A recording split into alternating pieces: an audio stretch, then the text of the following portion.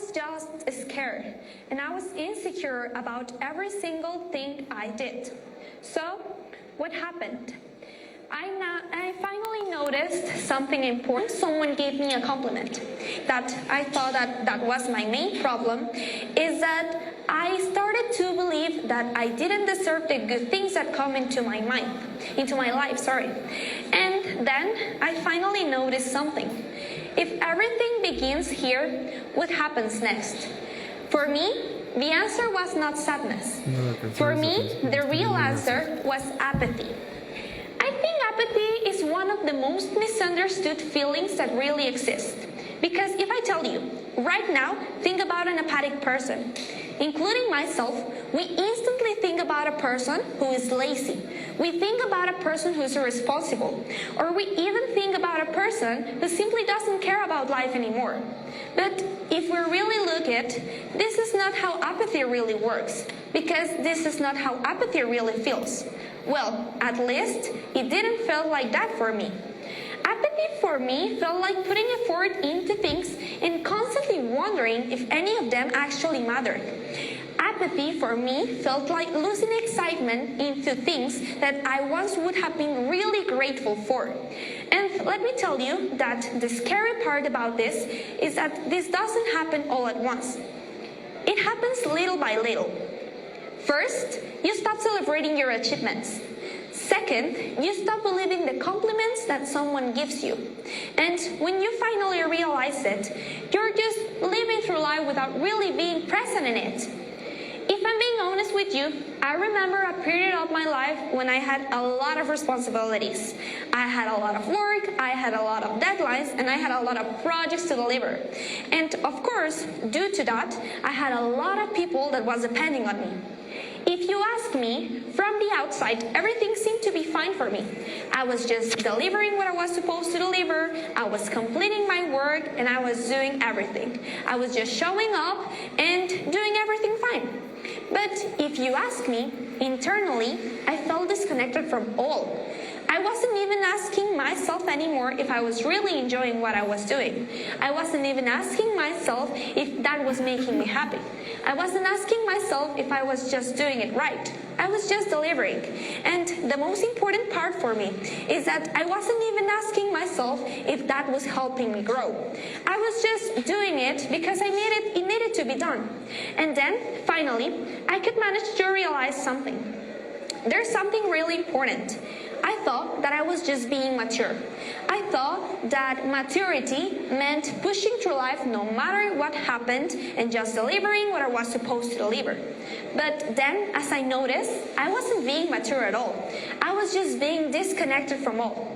Because I noticed that there's a huge difference between being mature and being disconnected. Because being disconnected means forgetting it while you're doing it in the first place. Let me ask you something. Have you ever been so focused on surviving a situation that you completely stop asking yourself if you were okay with that? Have you ever answered, "I'm fine," so many times that you stop questioning whether it was actually true? Or even have you ever been given a really good opportunity and instead of being excited, your first thought was, "Why can't the other person do it for me? I don't think I'm going to do it right." Because it happened. It happened to me. And what happened? Those thoughts and the mindset that I had started affecting the decisions I made. I would be lying if I told you that they were dramatic decisions. I would be lying if I told you that there were life-changing decisions, because they were not. They were small decisions, the kind of decisions that we make every day. Whether to try or not, whether to speak up, whether to take the risk, or whether to show that our own voice really matters. And let me tell you something really important. When those decisions stop coming from confidence, that decisions start coming from fear. Fear of failure, fear of embarrassment, and in my case, fear of not meeting my own expectations. So I wasn't even real about my decisions anymore. I was just making that decisions because I didn't really know what to do. I felt really disconnected from myself. I was unsure about everything. And then I noticed something.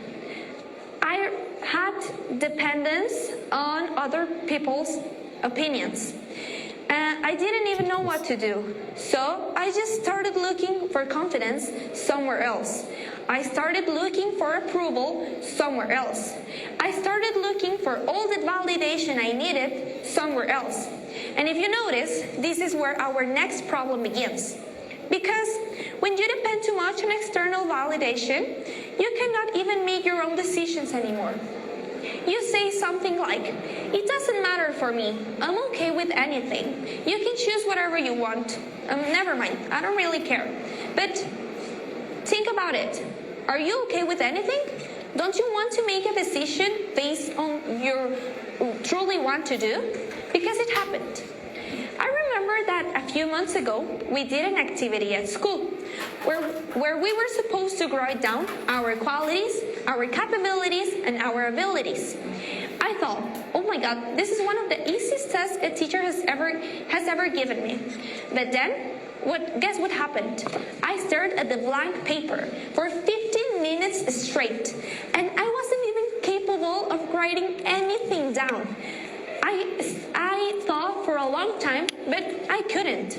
So I had to go ask my classmates what my qualities, my abilities, and my capabilities were. And when they finally told me, I finally could write something down. And that made me think about something. Why was it easier for me to go ask other people of my qualities than to ask myself what my qualities were? Because when you spend enough time doubting your own value, you start depending on other people to remind you of it.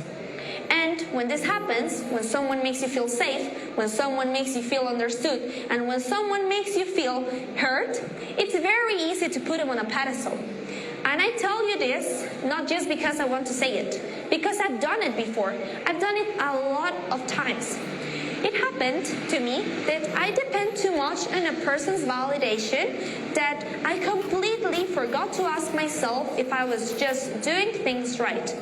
I depended too much on that person's approval that I started justifying things I wouldn't normally justify because I didn't really know what to do. I started justifying strange actions and I started justifying things I wouldn't do. But guess what? I did that because I was just looking at the perfect version of that person. I wasn't really looking at the version I was just looking at the version I had created of them in my mind.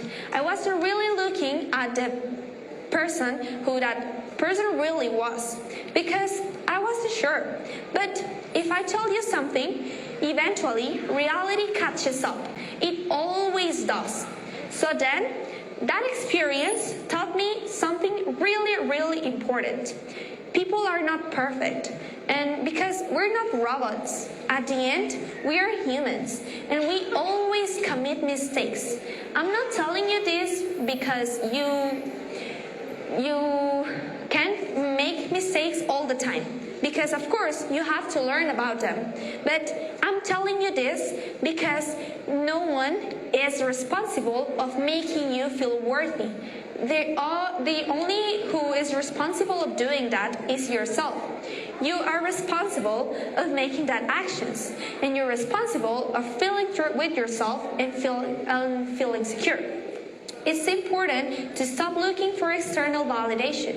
It's also important to feel safe in what you're doing. So, what I want to point out with this is that realization made me change my mindset completely. What happened for me here? Then, I finally noticed something. No group, no person, no friendship, and of course that no relationship is responsible of giving you something that you cannot give yourself, self-worth. Because when you spend enough time doubting yourself, when you spend enough time depending on other people's validation, when you spend enough time not knowing your capabilities, it's very easy for you to just wait for other people's opinion. It's just too easy for you to wait for other people's validation. And you don't even feel real in your own decisions anymore. So, I think that after this happens, and after you spend enough time doubting yourself and depending on another person, what comes next? You start disconnecting from the most important person in your life, yourself. Because at the end of the day, if you really notice, the only person who will be with you your whole life is yourself. Because we're individuals. The own word says it. We're supposed to be alone all the time. And I'm not telling you this because you cannot have friendships or you cannot have relationships. Of course you have to do. But you really have to look for your own self-worth and for your own value. So, when you start disconnecting from yourself, I think that no one really talks about the anger that comes after losing connection with yourself. Because at first, let me tell you another experience. It happened to me that a long time ago, I had a fight with a person. We were discussing. I don't remember why, but we were. And that person is really important for me. It still is. I care about that person a lot. But the thing here is that that person didn't answer my messages for like an hour. And then I finally noticed that that wasn't the real problem.